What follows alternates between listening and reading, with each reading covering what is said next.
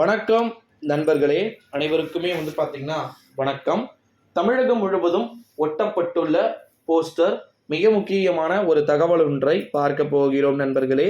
மிகப்பெரிய அரசியல்ல பெரும் பரபரப்பு அப்படின்றது ஏற்பட்டிருக்கு. இதை பற்றி தான் இந்த வீடியோவில் நம்ம பார்க்க போகிறோம்.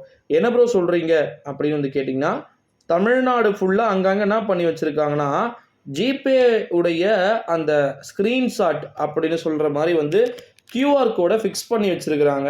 தேர்தல் ஆணையத்துடைய செயல்பாடு பார்த்திங்கன்னா ஒரு புறம் நடந்து கொண்டிருக்கக்கூடிய ஒரு வேளையிலே எலெக்ஷன் மூலமாக தமிழ்நாடு முழுக்க போஸ்டர் அரசியல் அப்படின்றது வீரியப்படுத்தப்பட்டு இருக்கிறது அப்படின்னு சொல்லலாம்.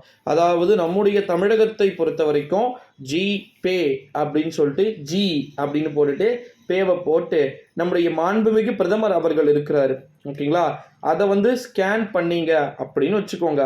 அதில் ஒரு PDF மாதிரி வருது, ஒரு வீடியோ மாதிரி வருது, மோடி அரசாங்கத்துடைய ஒரு சூழ்ச்சிகள் ஸ்கேன் பண்ணுங்க அப்படின்னு சொல்லிட்டு. அதாவது அவர் பொருளை எடுத்தே அவரை பார்த்திங்கன்னா போட்டு தள்ளுறது அப்படின்னே சொல்லலாம். கிட்டத்தட்ட எலெக்ஷன் கமிஷனுடைய ரூலு எல்லாமே இன்னும் கொஞ்ச நாள் தான் இருக்குது. உங்களுக்கே தெரியும் அப்படின்னு நினைக்கிறேன். தமிழகம் முழுவதும் போஸ்டர் அரசியல் அப்படின்றது ஒரு புறம் ஒட்டப்பட்டு மிகப்பெரிய ஒரு பரபரப்பு அப்படின்றது நடந்து கொண்டிருக்கக்கூடிய ஒரு சூழ்நிலையிலே நம்முடைய தமிழகத்தை பொறுத்த வரைக்கும் ஸ்டாலினுக்கு ஒருவேளை மீண்டும் மட்டும் மோடி வந்து விட்டார் என்றால் பெரும் தர்ம அடி என்பது இருக்கிறது அப்படின்னு சொல்லலாம். நிச்சயமா 100% பார்த்தீங்கன்னா தர்ம அடி இருக்கு அப்படின்னு சொல்லலாம். யாருக்குன்னா, நம் தமிழகத்தின் முதலமைச்சர் மாண்புமிகு திரு ஸ்டாலின் அவர்களை சும்மா விடுற மாதிரி வாய்ப்பே கிடையாது. நேற்று கூட சொல்லிட்டாரு, ஜூன் 4ஆம் தேதி பிரதமராக பதவியேற்கக்கூடிய நபருடன் நான் இருக்கிறேன் அப்படின்னு சொல்லிட்டு. இதற்காக ஸ்டாலினுக்காக பார்த்தீங்கன்னா ஸ்வீட்ஸ் வாங்குகிறார் நம்முடைய தமிழகத்தின் முதலமைச்சர் அவர்கள் பார்த்தீங்கன்னா ஸ்வீட் வாங்கி வந்ததை நம்மால் பார்க்க முடிகிறது.